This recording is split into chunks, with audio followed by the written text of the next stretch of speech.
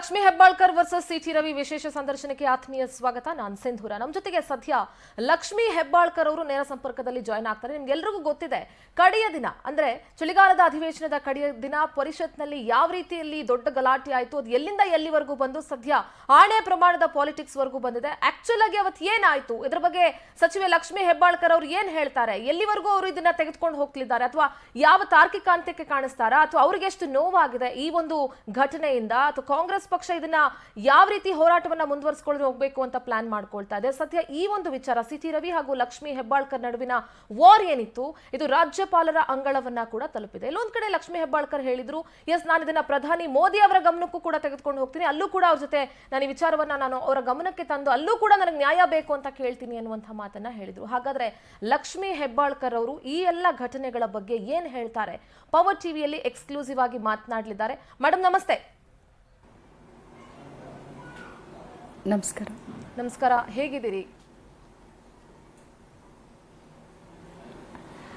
ಪರವಾಗಿಲ್ಲ, ಸುಧಾರಿಸ್ಕೊಂಡಿದ್ದೀನಿ. ನಿಮ್ಮ ಧ್ವನಿಯನ್ನ ಕೇಳಿಸ್ತಾ ಇದ್ರೆ ಐ ಅಂಡರ್ಸ್ಟ್ಯಾಂಡ್ ನೀವು ಇನ್ನೂ ಆ ನೋವಿನಿಂದ ಹೊರಗಡೆ ಬಂದಿಲ್ಲ ಅನ್ನೋ ರೀತಿ ಕಾಣಿಸ್ತಾ ಇದೆ.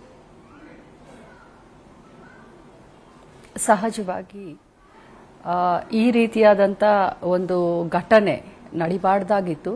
ದುರ್ದೈವ. ಅದು ನನ್ನ ಕ್ಷೇತ್ರ ಶಕ್ತಿಪೀಠ ಸುವರ್ಣಸೌಧದಲ್ಲಿ. ಯಾಕಂತಂದರೆ ಪ್ರಜಾಪ್ರಭುತ್ವದಲ್ಲಿ ನಾವೆಲ್ಲರೂ ಒಂದು ದೇವಸ್ಥಾನ ಅಂತ ತಿಳ್ಕೊಳ್ತೀವಿ. ಅಂಥ ಒಂದು ಘಟನೆ ಆ ಸದನದ ಒಳಗೆ ನಡೆದಿದ್ದು ನಿಜವಾಗ್ಲೂ ದುರದೃಷ್ಟಕರ ಮತ್ತು ನನಗೆ ನಿಜವಾಗ್ಲೂ ತುಂಬ ನೋವಾಗಿದೆ. ಪರವಾಗಿಲ್ಲ, ಎದುರಿಸ್ತೀನಿ, ಸುಧಾರಿಸ್ಕೊಳ್ತಾ ಇದ್ದೀನಿ.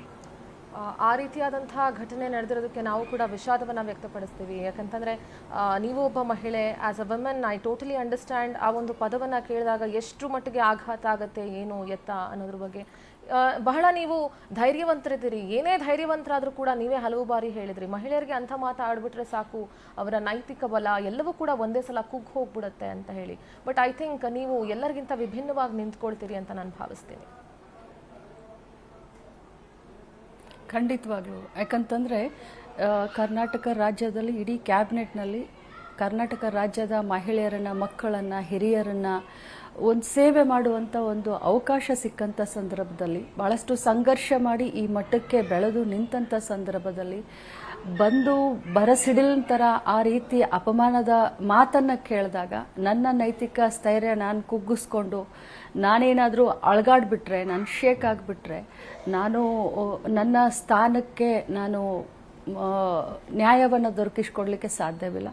ಅದಕ್ಕೋಸ್ಕರ 2 ದಿನ ತುಂಬಾ ಸುಧಾರಿಸ್ಕೊಳ್ಳೋಕ್ಕೆ ನನಗೆ ತೊಂದರೆ ಆಯಿತು. ಇವಾಗಲೂ ಕೂಡ ಈ ಮಾಧ್ಯಮದ ಎದುರುಗಡೆ ಬರೋದಾಗಲಿ, ಕೂತ್ಕೊಳ್ಳೋದಾಗಲಿ, ಪದೇ ಪದೇ ನಾನು ಕ್ಲಾರಿಟಿಯನ್ನು ಕೊಡೋದಾಗಲಿ ನನಗೆ ಸುತಾರಾಮ್ ಇಷ್ಟ ಇಲ್ಲ. ಆದರೆ ಜನರಿಗೆ ತಪ್ಪು ಸಂದೇಶ ಹೋಗಬಾರ್ದು ಅನ್ನುವಂಥ ಒಂದೇ ಒಂದು ಕಾರಣಕ್ಕೆ ತಮ್ಮ ಎಲ್ಲರ ಎದುರುಗಡೆ ಬರ್ತಾ ಇದ್ದೀನಿ.